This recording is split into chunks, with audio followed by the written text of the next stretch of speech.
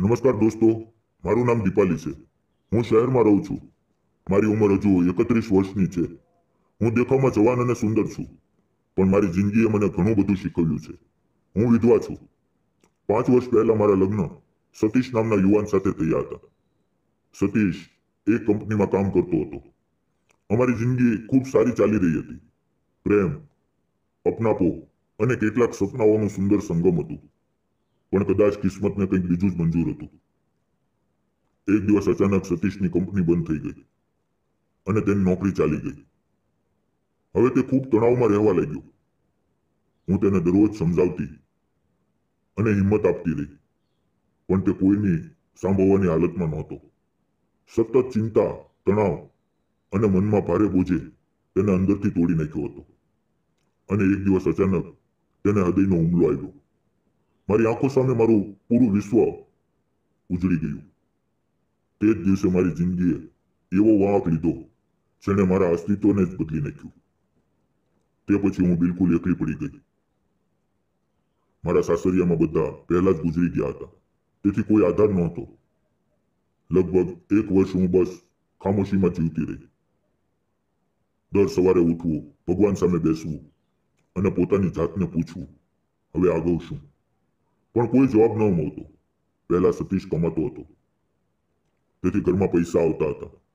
હવે સર્વ બંધ થઈ ગયું હતું. માત્ર ઘર હતું. હવે તે પણ બોજ લાગવા લાગ્યું હતું. પછી એક દિવસ મેં નક્કી કરી લીધું, બસ હવે વધુ નહીં, કંઈક કરવું પડશે. હું ગ્રેજ્યુએટ હતી, પણ નોકરીનો ડર હતો. પછી નોકરી મળે તો પણ વિચાર્યું કે કંઈક પોતાનું કામ શરૂ કરું. મને જમવાનું બનાવવાનું હંમેશા પસંદ હતું, તેથી મનમાં આવ્યું લોકોને પોતાના હાથનું જમવાનું ખવડાવવું. પહેલા કેટલાક દિવસ વિચારતા નીકળી ગયા.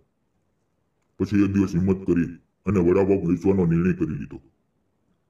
થોડા પૈસા હતા, તેમાંથી એક મોટો વડાપાવનો ઠેલો ખરીદ્યો અને શહેરના એક ચોકમાં શરૂ કર્યું. શરૂઆતના દિવસોમાં વધુ ગ્રાહકો નહોતા, પણ મેં હાર ન માની. ધીમે ધીમે મારા હાથનો સ્વાદ લોકોની જીભ પર ચડી ગયો અને કેટલા જ દિવસોમાં મારી દુકાન પર ભીડ લાગવા લાગી.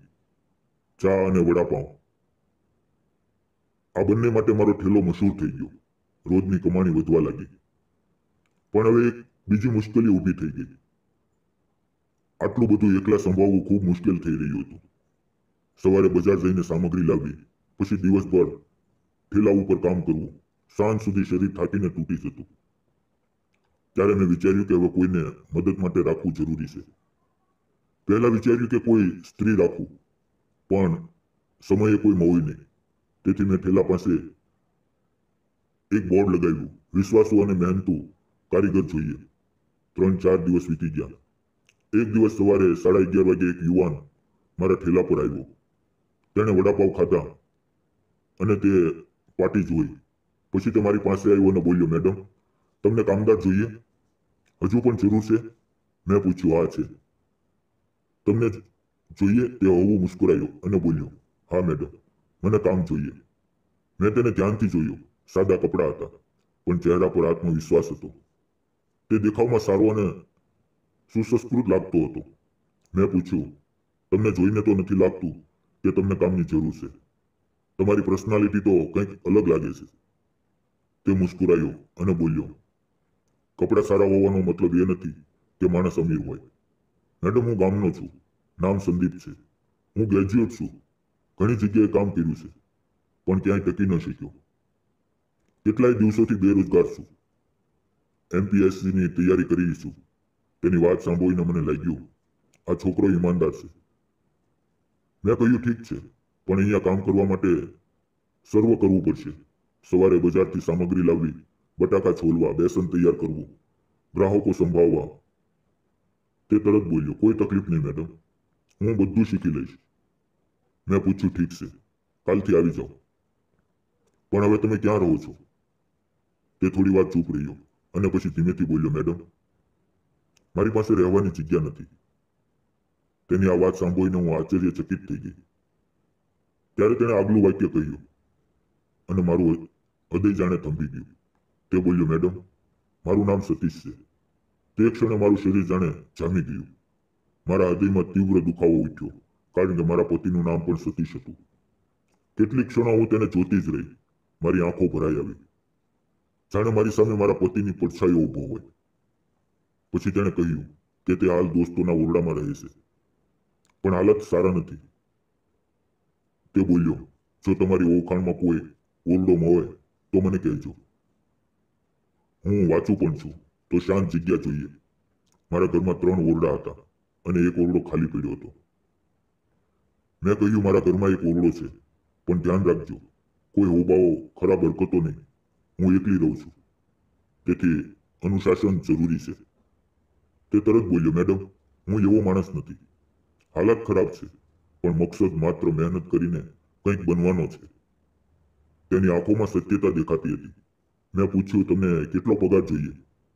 તે બોલ્યો, મેડમ, મને વધુ પૈસા નથી જોતા, બસ રહેવાની જગ્યા અને થોડું ઘણું જે તમે આપી શકો. તેની વાત પર મને મુસ્કુરાહટ આવી અને બોલી, હું તમને 12,000 આપીશ અને રહેવા માટે ઓરડો પણ. આટલું હું કરી શકું છું.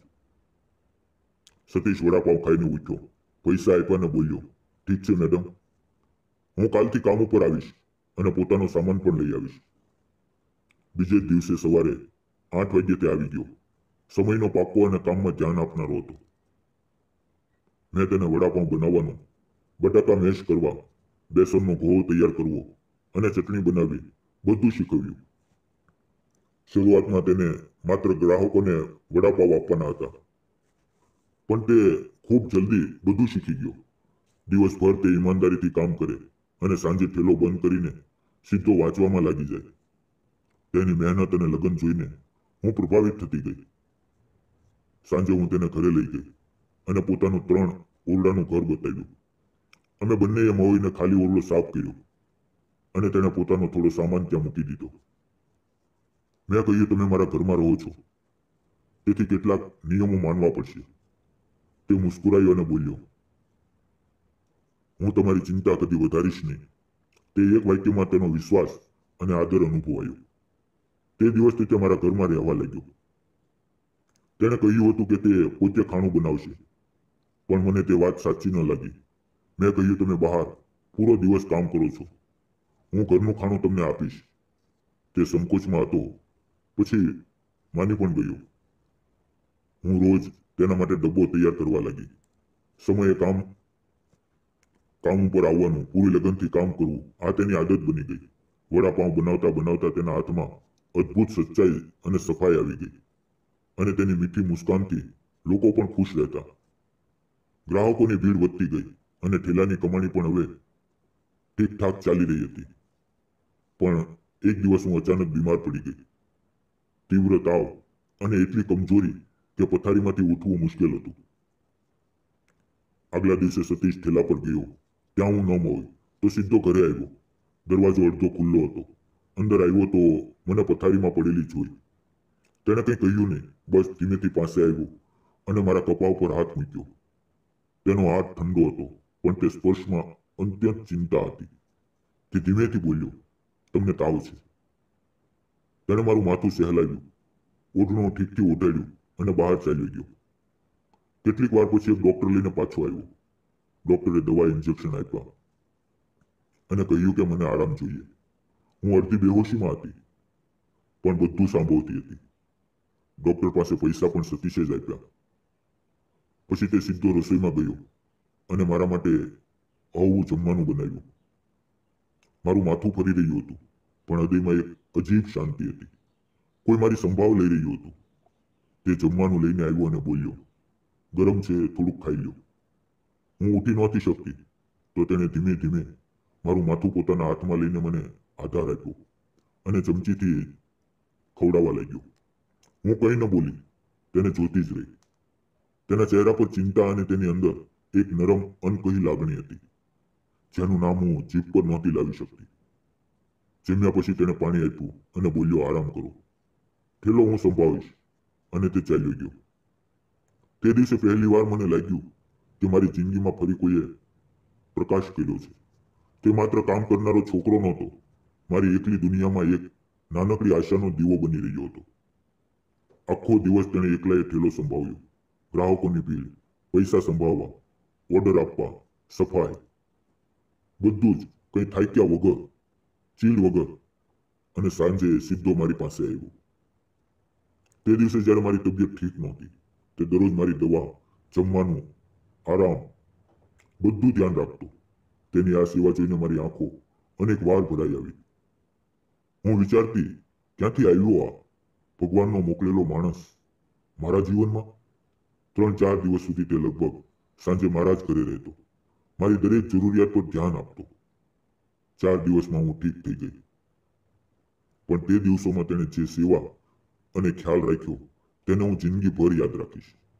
એક દિવસ મેં તેને કહ્યું, સતીશ, તું ખૂબ સમજદાર છો, દિવસભર કામ કરા છો, રાત્રે વાંચા, આ બધું કેવી રીતે કરી લેશે? તે હસીને બોલ્યો, મકસદ સ્પષ્ટ હોય તો બધું થઈ જાય છે. તેના શબ્દો મારા હૃદયમાં ઉતરી ગયા. મેં કહ્યું, તું વાંચ, પૈસા હું આપીશ, મને લાગે છે તું ખૂબ આગળ વધીશ. પણ તે તરત બોલ્યો, ના મેડમ, હું તમારી પાસેથી કંઈ નહીં લઉં, તમે મને પહેલા જ ઘણું આપી શક્યા છો. તેની નમ્રતા જોઈને મને મન પીગળી ગયું. તો પણ તે રોજ મહેનતથી કામ કરે, સાંજે વાંચે. તેની કેટલીક પરીક્ષાઓ આપી દીધી હતી, પરિણામ આવવાનું બાકી હતું. હું રોજ તેનું ટિફિન બનાવતી, પણ એક દિવસ મારું મન ખૂબ ભારે હતું. જૂની યાદો ભરાઈ આવી. મારા પતિનો ચહેરો, તેની મુસ્કાન, તેની વાતો, બધું સામે આવવા લાગ્યું.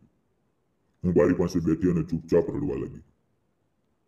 ક્યારે વખત વીતી ગયો ખબર જ ન પડી.